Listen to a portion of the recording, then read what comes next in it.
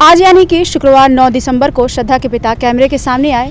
उन्होंने श्रद्धा murder case से जुड़े सारी चीज़ों को दुनिया के सामने रखा। इस दौरान उन्होंने ये भी बताया कि श्रद्धा से आखिरी बार उनकी बात साल 2021 में हुई थी। इसके बाद उन्होंने 18 सितंबर को भी आफ्ताब से अपनी बेटी के बारे में पूछा था, हालांकि उसने ठीक कुछ जवाब नहीं दिया। अश्विनी, मैं आपको बता दूं कि आज श्रद्धा के पिता जहां पर बैठे हुए थे, उनके ठीक बगल में एक और शख्सियत बैठी हुई थी जिनके बारे में जानना बेहद ज़रूरी है। वो है सीमा कुशवाहा। श्रद्धा के पिता के बगल में बैठी सीमा कुशवाहा को देखकर यही लगा लोगों को कि क्या अब श्रद्धा मर्डर केस की जिम्मेदारी भी सीमा कुशवाहा उठा रही हैं? क्या अब वो ये केस भी अब वही लड़ेंगी? जी हाँ, मैंने भी जैसे देखा, हमने सबने देखा पीसी, उसमें एक साइड किरीट सोमैया बैठे थे तो दूसरे साइड सीमा कुशवाहा बैठी थी। ये वही सीमा कुशवाहा है जिन्होंने निर्भया केस में चारों दरिंदे को फांसी दिलाने तक साथ लड़ी थी निर्भया की मम्मी के साथ। तो यही वो वकील है जिन्होंने निर्भया केस में भी आगे आई थी और मुफ्त में वो लड़ी थी कि मैं निर्भया के लिए अंतिम सांस तक लड़ूंगी, और आखिरकार उन्होंने फांसी होने तक निर्भया की मां का साथ दिया था। अब बात करते हैं, आपने बताया कि जैसे श्रद्धा के पापा ने बोला कि सीमा कुशवाहा का नाम मेंशन किया था, मैंने पीसी सुना था, उसमें उन्होंने कहा कि आगे का केस जो भी होगा, श्रद्धा से रिलेटेड जो भी मैटर होंगे वो सीमा ही लड़ने वाली है। तो जी हाँ, श्रद्धा केस में सीमा ही होंगी, जो श्रद्धा का जो भी एविडेंसेस है, जो भी चीज़ें हैं श्रद्धा के पापा की तरफ से, वो सीमा ही लड़ते दिखाई देने वाली है। सीमा कुशवाहा ने इस दौरान प्रेस कॉन्फ्रेंस में ये भी बताया कि डेटिंग ऐप्स पर बहुत कड़ी नज़र रखने की ज़रूरत है। ये डेटिंग ऐप्स पर गलत लोग भी इसका इस्तेमाल करते हैं। उन्होंने जिक्र किया कि इसमें आतंकवादी भी रहते हैं, कई तरह के लोग रहते हैं। उन्होंने इस बात का जिक्र किया, जिसमें उन्होंने बताया कि श्रद्धा इसमें बुरी तरीके से फंस गई और आफ्ताब के शातिर माइंड में वो फंसती चली गई। तो उन्होंने डेटिंग ऐप्स का खास तौर पे यहाँ पे जिक्र किया कि इस पर कड़ी नज़र रखनी चाहिए, ताकि लोगों में ये जागरूकता रहे कि इस पर बुरे विचार वाले लोग भी आते रहते हैं और लोग उनसे बचते रहें। डेटिंग, अगर मैं आपको बात बताऊं कि डेटिंग ऐप की बात आपने छेड़ी है यहाँ पे, तो मुझे भी लगता है कहीं ना कहीं आप डिजिटल दुनिया में हो आज के वक्त में, कि आप घर बैठे हर चीज़ें, चाहे 7 समुंदर पार हो, चाहे देश में हो, चाहे देश के कहीं भी सिटी में चली जाओ आप, तो बहुत सी चीज़ें आसान हो गई है। इसमें अगर आपने डेटिंग ऐप की बात की है तो बम्बल हो, चाहे टिंडर हो, तमाम तरह की डेटिंग ऐप्स है जिसके थ्रू लोग मिलते जुलते हैं, अपनी तमाम तरह की फ्रेंडशिप जाया करते हैं।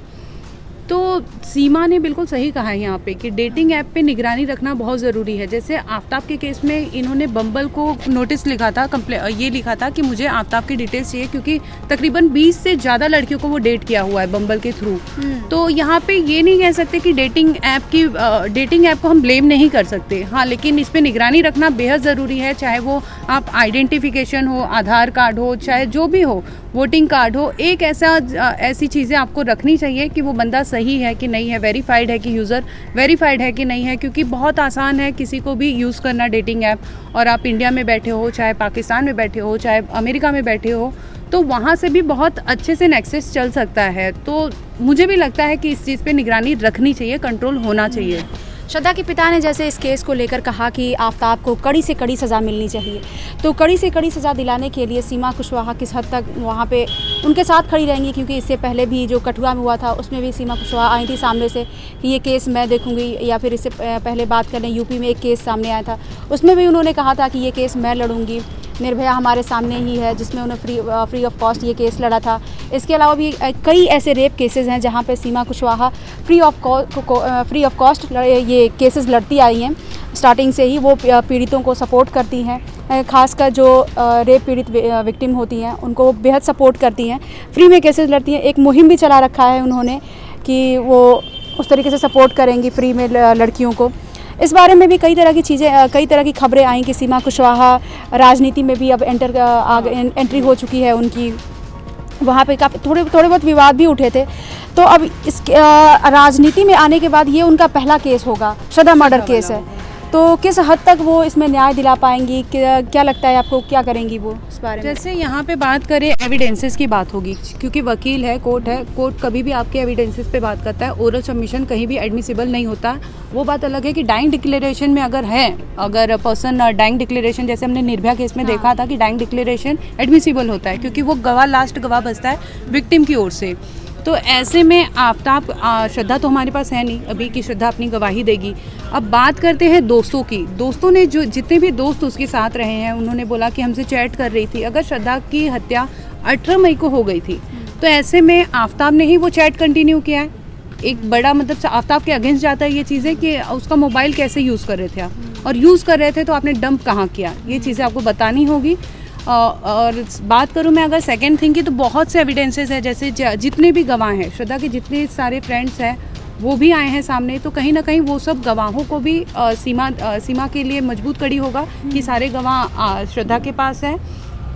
और बात करते हैं जो चाकू मिला है, ब्लड सैंपल मिले हैं, महरौली के जंगल से जो हड्डियां मिली हैं, हालांकि अभी डीएनए सैंपलिंग बाकी है, उसके रिपोर्ट्स जो आने बाकी हैं, तो जब भी ये रिपोर्ट्स आएंगे, डीएनए हो चाहे फॉरेंसिक की चीज़ें हो, जो भी एविडेंसेस अभी तक आएंगे, रिपोर्ट जिसकी भी आएंगी, तो ये आफ्ताब के अगेंस्ट अगर जाता है, श्रद्धा का ही हो सकता है कि वो हड्डियाँ श्रद्धा की निकल जाए, हो सकता है कि महरौली के जंगल से जो भी चीज़ें मिली हैं, चाहे छतरपुर के घर से उनको ब्लड सैंपल मिला है। और मर्डर वेपन की बात करते हैं तो मर्डर वेपन दुकान वाली से भी बात की गई है कि इसने आफ्ताब ने वहाँ से जाके ख़रीदा था।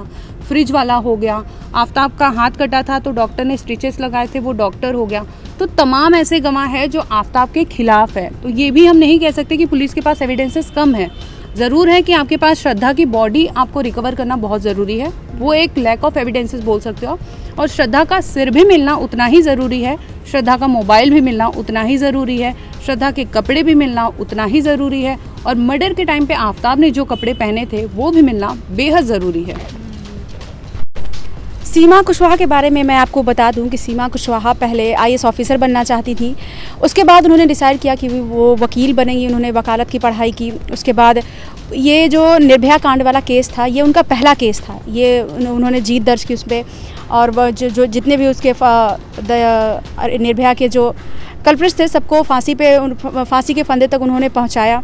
इसके अलावा उन्होंने कई और केसेस लड़े, और सीमा कुशवाहा अब श्रद्धा हत्याकांड में भी अब आगे आ चुकी हैं। तो देखना ये है कि श्रद्धा का जो हत्यारा है आफ्ताब, कब तक उसको फांसी मिलती है, क्योंकि इस दौरान श्रद्धा के पिता ने भी मांग की है कि आफ्ताब को कड़ी से कड़ी सज़ा मिले। तो देखते रहिए क्राइम तक।